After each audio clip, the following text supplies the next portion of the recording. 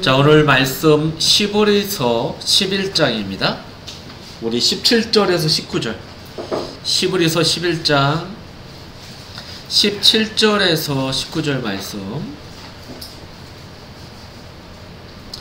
제가 봉독하겠습니다. 아브라함은 시험을 받을 때 믿음으로 이삭을 드렸으니 그는 약속들을 받은 자로 돼 그 외아들을 드렸느니라. 그에게 이미 말씀하시기를 내 자손이라 칭할 자는 이삭으로 말미암으리라 하셨으니 그가 하나님이 능히 이삭을 죽은 자 가운데서 다시 살리실 줄로 생각한지라. 비유컨대 그를 죽은 자 가운데서 도로 받은 것이니라. 아멘. 시브리서 11장을 믿음장이라고 이야기하죠. 이런 믿음을 다른 말로 이야기하면 하나님이 하신 일입니다. 그러니까 여러분, 믿음이라는 것은 하나님께서 죄악 허물로 죽었던 우리를 하나님의 자녀로 완성시켜 내시는 그때부터 마지막 그 영화의 단계까지 전부를 믿는 거예요. 그러니까 여러분, 여기에는 하나님의 작정, 하나님의 예정, 하나님의 섭리, 하나님의 계획, 하나님의 언약, 이 모든 것을 믿음이라는 겁니다. 그러니까 그 믿음이 우리에게 주어져서 우리가 그 사실을 믿는 겁니다. 이게 믿음이라고 얘기하죠. 예. 그러니까 여러분, 이런 거죠. 하나님 말씀을 통해서 우리를 징계도 하고 달래기도 하고 설득도 하시면서 당신이 원하는 백성으로 만드시는 그 과정, 그게 바로 믿음이라는 겁니다. 그런 하나님의 믿음이 우리의 삶 속을 이끌어가는 겁니다. 성도 여러분, 이 사실을 놓치지 않는 여러분 되기 바랍니다. 자, 아브라함이 이삭을 드릴 때 아브라함은 어떤 믿음의 소유자였을까요? 바울은 한 번 더 아브라함에 관해 언급합니다. 그만큼 아브라함은 믿음이 무엇인가를 증거하는 데 있어 매우 중요한 인물이라 하는 것을 우리는 알 수가 있습니다. 오늘 본문 말씀은 아브라함이 하나님께 시험 받을 때의 사건을 통해 믿음이 무엇인지 설명을 하고 있어요. 우리 17절 다시 보시면 아브라함은 시험을 받을 때 믿음으로 이삭을 드렸으니 그는 약속들을 받은 자로 돼 그 외아들을 드렸느니라 라고 말씀하고 있습니다. 여러분, 이 말씀에서 우리는 약속들을 받은 자로 돼 그 외아들을 드렸느니라 이 말씀에 주목을 해야 돼요. 왜냐하면 아브라함의 외아들인 이삭을 죽이는 일은 아브라함이 하나님께 받았던 약속들을 스스로 무효화시키고 폐기시키는 일이었기 때문에 그렇습니다. 다시 말해서 하나님이 아브라함에게 언급하셨던 약속들은 뭡니까? 바로 이삭이 살아있을 때만 성취될 수 있는 약속들이에요. 그렇다니까 여러분, 이삭을 죽인다는 얘기는 하나님이 주신 그 약속을 폐기시키는 거예요. 그만큼 중요한 거죠. 우리 한번 그 약속이 뭔지를 한번 확인해 볼까요? 창세기 15장 한번 넣어볼까요? 자, 창세기 15장 자 4절 5절 보면 여호와의 말씀이 그에게 임하여 이르시되 그 사람이 내 상속자가 아니라 내 몸에서 날 자가 내 상속자라. 그러니까 아브라함의 몸에서 날 자가 상속자라는 거죠. 자, 그를 이끌어 밖으로 나가 이르시되 하늘을 우러러 무뼈를 셀 수 있는 보라. 또 그에게 이르시되 내 자손이 이와 같으니라. 자, 무뼈, 셀 수 없는 그 별같이 자손이 많게 하겠다는 약속이에요. 누구를 통해서? 예, 누구를 통해서요? 아브라함의 자손을 통해서. 그 자손이 누구예요? 이삭을 얘기하는 겁니다. 자, 17장 19절도 볼까요? 자, 17장 19절도 그럽니다. 자, 하나님이 이르시되 아니라 내 아내 사라가 내게 아들을 낳으리니 너는 그 이름을 이삭이라 하라. 내가 그와 내 언약을 세우리니 그의 후손에게 영원한 언약이 되리라. 자, 이삭을 통해서 언약을 세우시는 겁니다. 네. 여러분, 하나님의 속속상 하나님의 약속은 반드시 어떻게 돼요? 이루어지게 되어 있다는 겁니다. 자, 18장 18절도 볼까요? 자, 계속.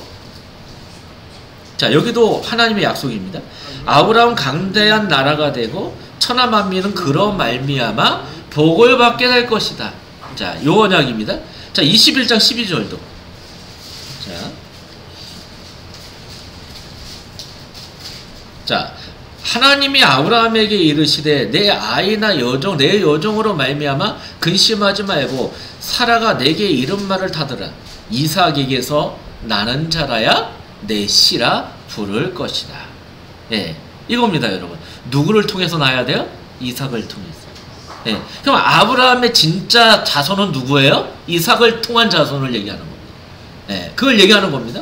그러면 하나님의 언약은 누구를 통해서 이루어진다고요? 이삭을 통해서 이루어지는 거예요. 그래서 여러분 오늘 보면 11장 18절에서 그에게 이미 말씀하시기를 내 자손이라 칭할 자는 이삭으로 말미암으리라 하셨느니라 바울이 이렇게 말하고 있는 겁니다.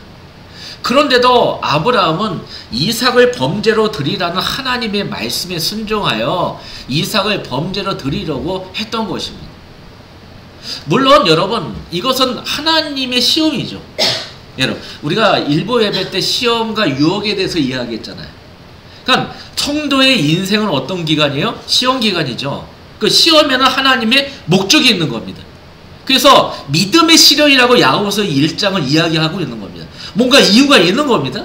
자, 하나님은 아브라함이 그의 외아들인 이삭을 죽이는 것을 원하지 않으셨어요. 그래서 천사를 보내 이삭을 죽이려고 하는 아브라함을 말렸던 겁니다. 그러니까 하나님께서는 이 시험을 통해 아브라함에게 무엇인가를 가르치고자 하셨던 겁니다. 자, 그렇다면 하나님께서 아브라함에 가르치고자 하셨던 것은 뭘까요, 여러분? 네? 무엇일까요, 여러분? 여러분 오늘 본문 19절을 보시면, 자 보세요. 19절 보시면 그가 하나님이 능히 이삭을 죽은 자 가운데서 다시 살릴 줄을 생각하니라. 비유컨대 그를 죽은 자 가운데서 도로 받는 것이라 라고 말씀하고 있습니다. 아브라함은 노년에 기적적으로 얻은 이삭을 보면서 하나님께서 지난날 자신에게 하셨던 약속들을 어떻게 성취시키실 것인가에 대해서 굉장히 예의주시하고 살았을 겁니다. 그런데 하나님께서 그 아들을 범죄로 드리라고 하신 겁니다. 다시 말해서 그 아들을 죽이라고 하신 거죠. 여러분 이 내용을 창세기 22장 넘어가면서 한번 확인해 보겠습니다. 자 19절의 내용이 오늘 보면 19절의 내용이 어떤 내용인지 창세기 22장을 통해서 확인해 볼까요? 22장 1절 2절 보시면 그 일 후에 하나님이 아브라함을 시험하시려고 그를 부르시되 아브라함 하시니 그가 이르되 내가 여기 있나이다.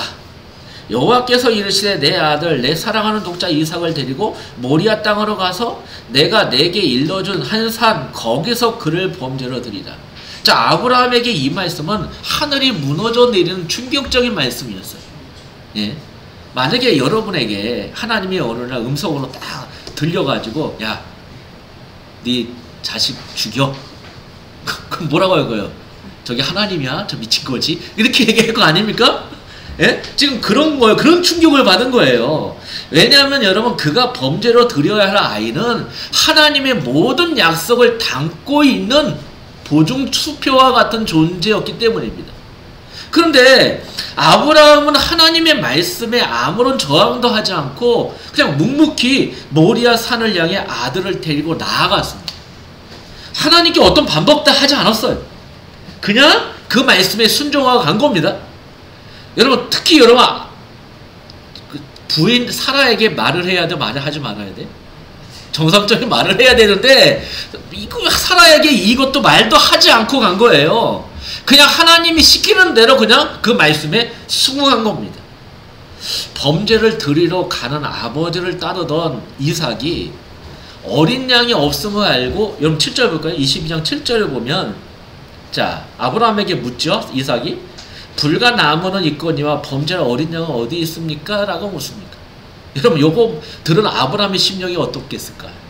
예, 네가 그 범죄야, 그 재물이야 라고 이야기해야 되는데, 그쵸? 근데 8절을 볼까요? 내 아들아, 범죄할 어린 양은 하나님이 자기를 위하여 친히 준비하시리라 답합니다.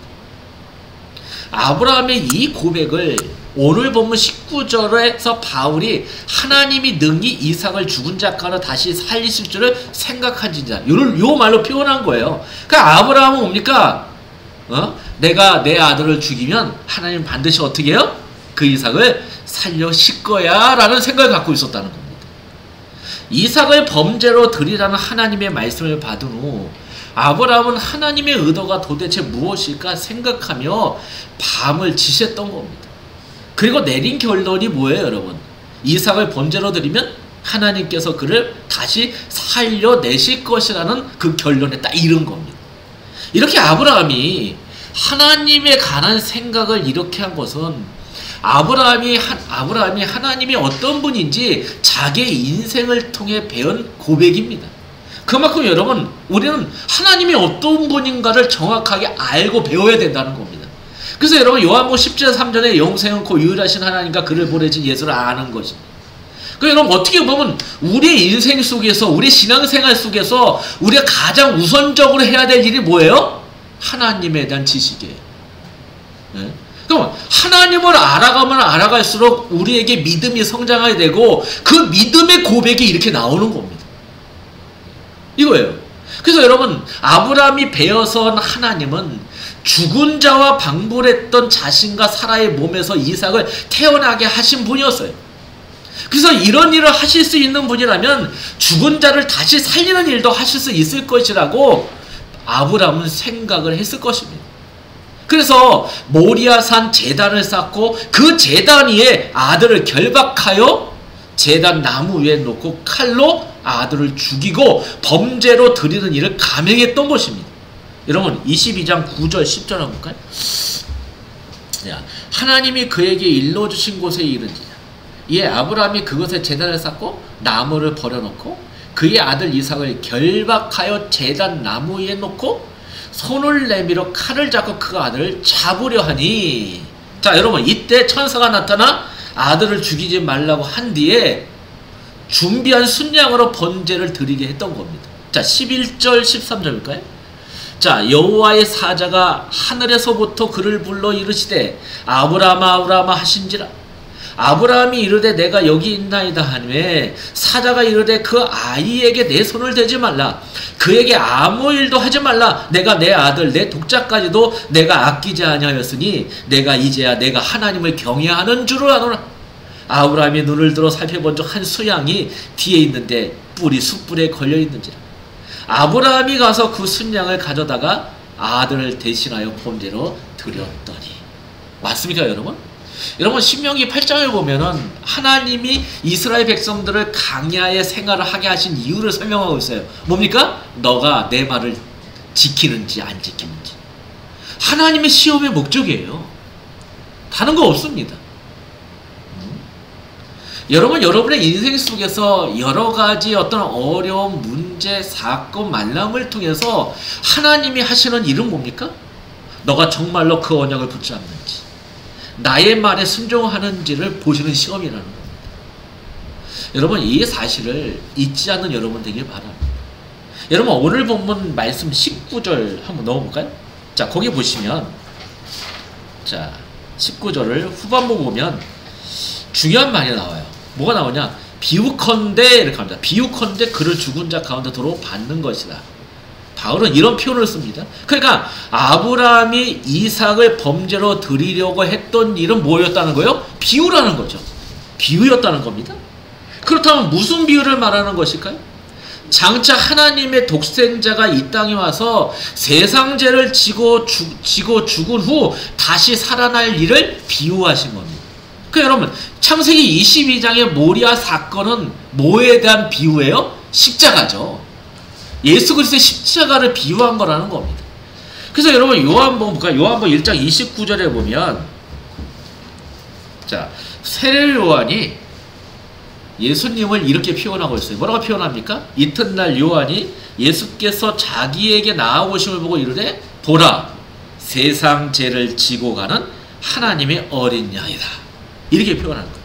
그러니까 세례 요한이 성령의 감당으로 예수님을 세상 죄를 지고 가는 하나님의 어린 양으로 보았다는 것입니다. 이같이 모리아 산에 미리 준비되어 있었던 어린 양은 그 후 2000년 후에 등장하여 세상 죄를 지고 갈 예수 그리스도의 비유였던 것입니다. 여러분, 다시 한번 창세기 22장 한번 볼까요?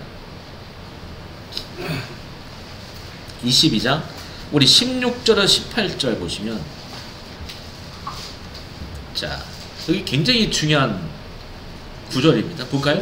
이르시되 여호와께서 이르시기를 내가 나를 가리켜 맹세하느니 내가 이같이 행하여 내 아들 내 독자도 아끼지 아니었은즉 내가 내게 큰 복을 주고 내 씨가 크게 번성하여 하늘의 별과 같고 바다의 모래와 같게 하리니 내 씨가 그 대적의 성문을 차지하리라. 또 내 씨로 말미암아 천하 만민이 복을 받으리니 이는 내가 나의 말을 준행하였음이라 하셨다 하니라라고 말씀하고 있죠. 그러니까 여러분, 자기의 외아들을 아끼지 아니하고 범죄로 드리고 했던 아브라함은 자신의 독생자를 아끼지 아니하고 우리를 위해 내주신 하나님의 비유였던 겁니다. 네. 지금 여러분, 지금 어떤 역할을 하고 있어요? 아브라함은? 누구 역할을 하고 있어요? 아브라함은? 하나님 역할을 하고 있고, 이삭은 누구 역할이에요? 예수 역할을 하는 거예요. 자, 이삭의 입장에서는 뭐예요?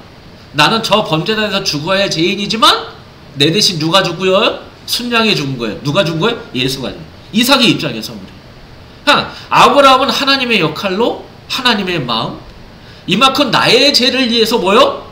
독생자까지 아끼지 않고 보내주신 하나님의 사랑을 알게 한 거고요. 이삭은 뭐예요, 여러분? 내가 죽어야 할 차례 누가 죽은 거예요? 하나님이 대신 죽으셨다는 것을 가르쳐 주시는 겁니다. 여러분, 이것이 바로 하나의 비유였다는 겁니다. 여러분, 요한복음 3장 16절 볼까요? 요한복음 3장 10절. 그래서 사도 요한은 이렇게 얘기한 거야. 하나님이 세상을 이처럼 사랑하사. 자, 여기서 세상은 뭐예요? 세상 중에 세상. 다시 말해서 하나님을 떠난 이 세상 속에서 당신의 택한 백성들 세상으로 표현하는 거예요. 그렇죠? 그러니까 여러분, 세상 그러면서 뭐야? 아, 모든 사람을 위해서 예수님께서 십자가에 죽으셨다, 그렇게 이해하시면 안 됩니다. 그러니까 여러분, 다시 한번 말씀드리지만 요한복음에는 세상을 두 가지 의미로 쓰고 있다는 거예요. 전체로 봤을 때. 그러니까 여러분, 하나님이 세상을 이처럼, 누굴 얘기하는 거예요? 하나님의 택한 백성을 얘기하는 겁니다. 이처럼 사랑하사 독생자를 줬으니 이는 그를 믿는 자마다 멸망치 않고 영생을 얻게 하려 하십니다. 바로 요 메시지를 설명하는 겁니다. 모리아산을 통해서. 자, 요한복음 8장 32절 볼까요? 아, 로마서 8장 32절 보시면,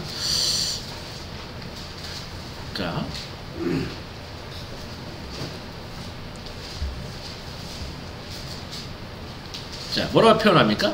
자기 아들을 아끼지 아니하시고 우리 모든 사람이여 내주신 이가, 자, 아브라함이 독생자 누구요? 이삭을 아끼지 않고 주기로 한 거죠.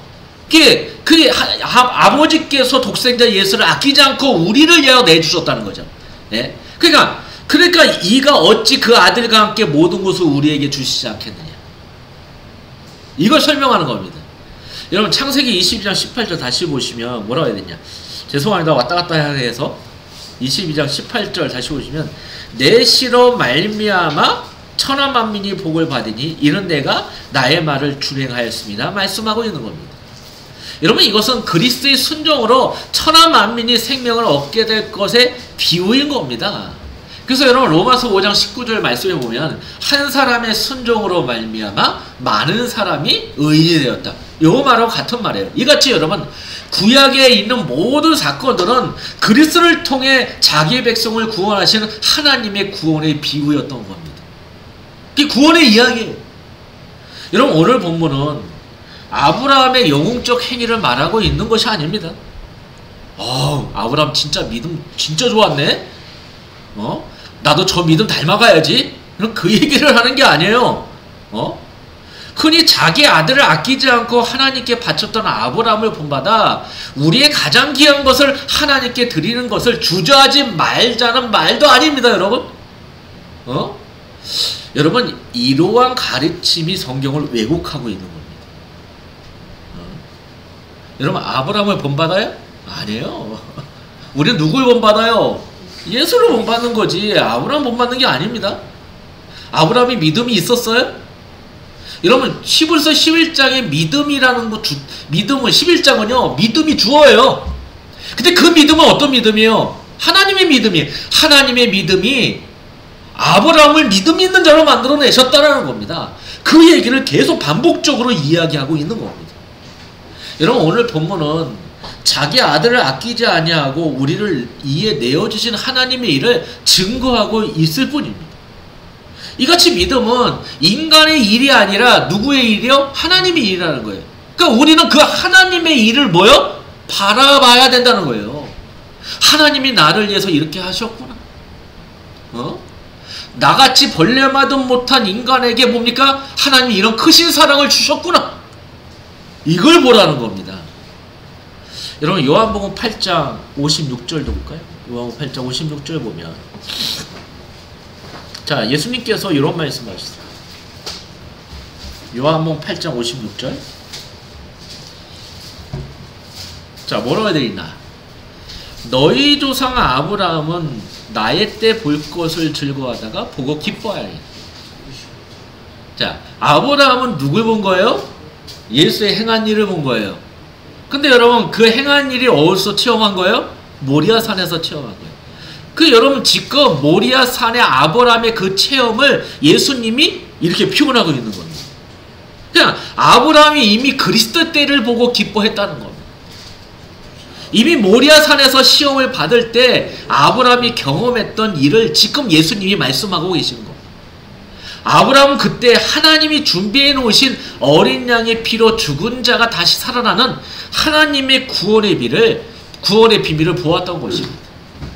여러분 창세기 22장 18절에 내 씨로 말미암아 천하 만민이 복을 받으리라. 그러면 여러분 아브라함에서 그 약속에 있었던 그 내 씨가 누굴 표현하고 있는 거예요? 그렇다면 예수님을 표현하는 거예요. 근데 여러분 요 내 씨라는 단어가요 복수가 아니라 단수예요. 단수란 말이에요. 여러분 복수라는 것은 많은 사람을 얘기하잖아요. 근데 이 씨는 뭐요? 하나를 얘기하는 거죠. 여러분 갈라디아서 3장 16절 볼까요? 갈라디아서 3장 16절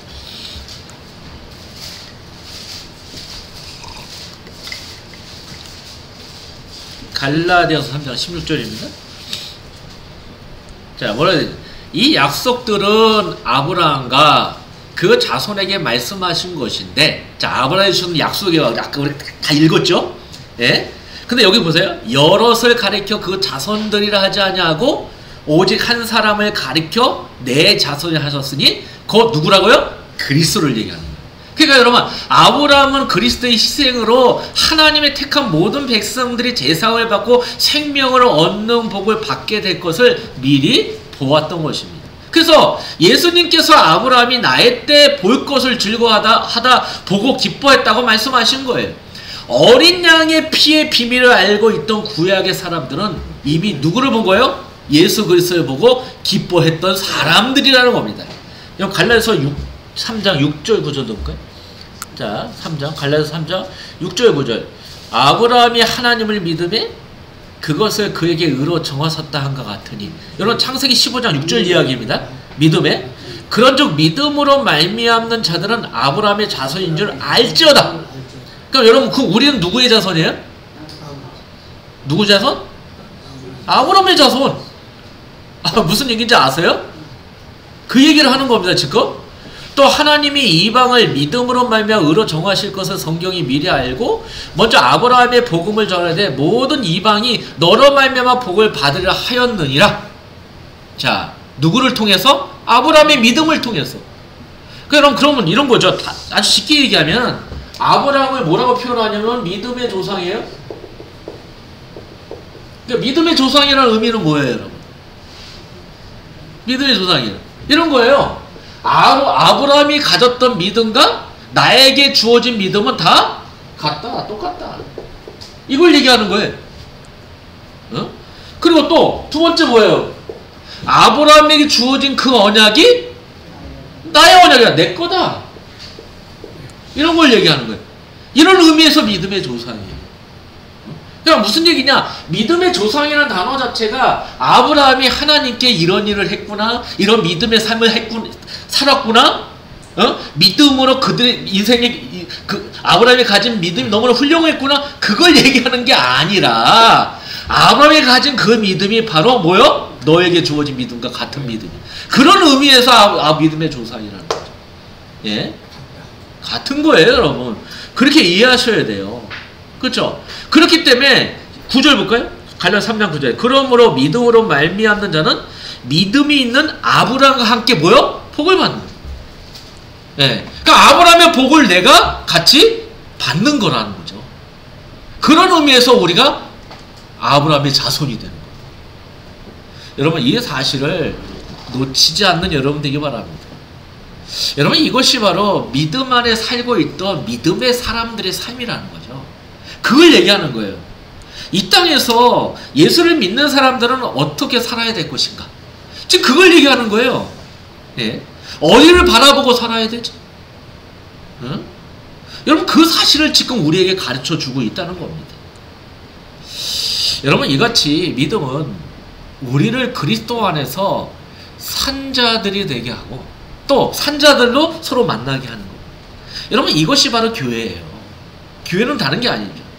하나님의 나라는 그리스도 안에서 죽음을 이기고 영생을 소유한 자들의 나라입니다. 예? 죽음을 이기고 그렇게 되는 거예요.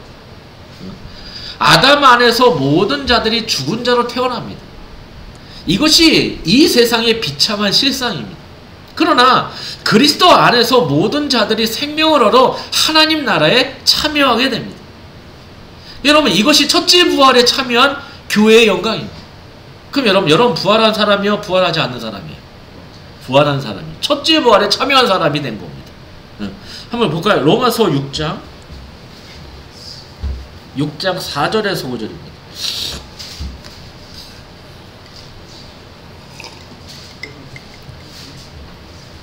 자, 그러므로 우리가 그의 죽으심과 합하여 세를 받음으로 그와 함께 장사되었네. 여러분 장사됐다는 얘기는 뭐예요? 여러분 장사라는 단어 자체가 뭐예요? 완전한 죽음을 얘기하는 겁니다. 예? 완전한 죽음을 얘기해요. 그러니까 우리는 누구와 함께? 그리스도와 함께 완전히 죽은 자라. 뭐에 대한 죽어요? 죄에 대해서 죽은 자예요. 그러니까 옛사람이 죽은 자예요. 예? 그렇게 되는 겁니다. 이는 아버지의 영광으로 말미암아 그리스도를 죽은 자 가운데 살리신 것 같이 우리 또한 생명 가운데 행하게 하려 합니다. 자, 목적이 뭐예요? 생명 가운데 행하게 하기 위해서. 목적이 그겁니다. 지금 우리는 어디서 행하고 있는 거예요? 생명 가운데 행하는 자가 됐다는 겁니다. 만약 우리가 그의 죽음과 같은 모양으로 연합한 자가 되었으면 또한 그의 부활과 같은 모양으로 연합한 자가 되었느냐. 자, 우리는 지금 영적으로 어디 있는 거예요? 하나님 우편에 주님과 함께 있는 거예요. 우리 신분 자체가 그렇다는 겁니다. 여러분 이 사실을 놓치지 않는 여러분들이 말이에요. 네. 교회는 여러분 이렇게 그리스도 안에서 생명을 얻은 사람들입니다. 교회는 그리스도의 비밀을 아는 사람들이에요. 그래서 여러분 요한복음 1장 8절에 이 비밀을 세상에 증거하는 자가 누구예요? 그리스도인이라는 거죠. 여러분 이 사실이 뭐냐? 우리가 어디에 세워진 거야? 그리스도의 터 위에 서 있어야만이 가능한 일이 되는 겁니다. 여러분 말씀 하나 보고 마치겠습니다. 마태복음 7장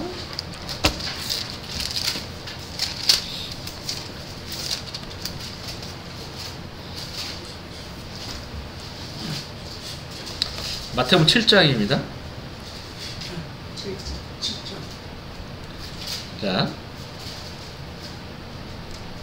자 24절 볼까요? 24절. 자, 그러므로 누구든지 나의 이 말을 듣고 행하는 자는 그래요. 여러분 그 누가 하나님의 말씀을 행하죠? 믿음 가진 자가 행하는. 그러니까 믿음 없는 자는 순종하지 않는다는 겁니다. 그렇죠? 자는 그 집을 반석 위에, 이 반석은 그리스도를 얘기하죠. 그리스도의 터 위에 세운 사람들. 그냥 그리스도의 터 위에 세운 사람들이 뭡니까 여러분? 하나님의 말씀을 듣고 행하는 사람이라는 거예요. 자, 그러면 여러분 돌려 얘기해서 아브라함이 하나님의 말씀에 순종해서 행했더니 오늘 창세기 22장 18절 19절에 뭐라고 표현합니까? 너가 그 내 말에 순종했기 때문에 내가 너에게 복 준다라고 말하는 거예요. 그럼 여러분 행하기 때문에 복이 온 거예요? 예? 복 있는 자가 행하기 때문에 그 복을 받는 거예요. 복을 받는 거예요. 여러분 이해 잘 하셔야 됩니다.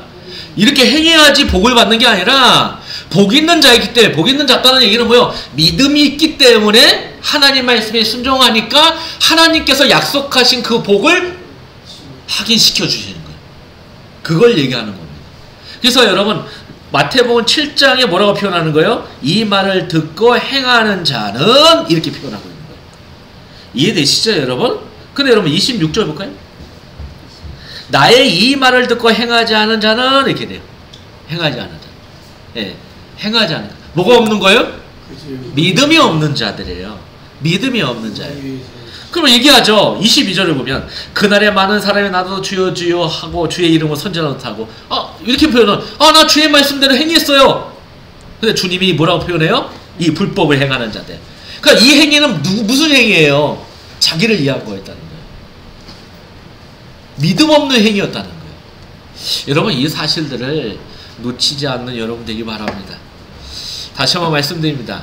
믿음의 시작은 인간이에요? 하나님이에요? 하나님이에요. 그 하나님의 믿음이 우리를 지금 이 자리까지 끌고 가시는 겁니다. 놓치지 마세요. 자, 만약에 하나님의 은혜가 1초 동안 나에게 개입되지 않으면 나는 어떤 사람이 돼요?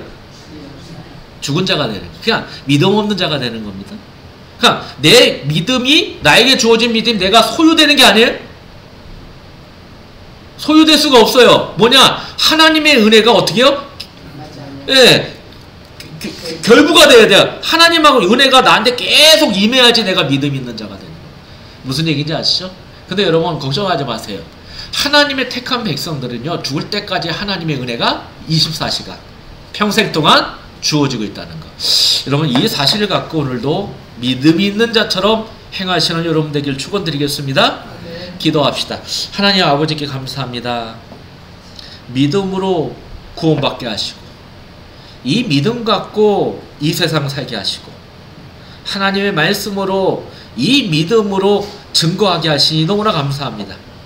하나님의 뜻에 순종하는 자로, 하나님만 바라보는 자로, 하나님께 모든 것을 맡기는 자로 살아갈 수 있도록 주께서 인도하여 주시옵소서. 예수 그리스도의 이름으로 기도드렸습니다. 아멘.